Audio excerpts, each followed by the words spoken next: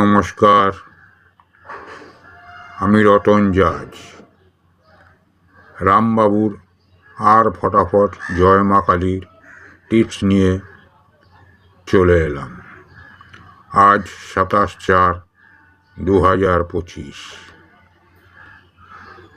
আজকের challenge figure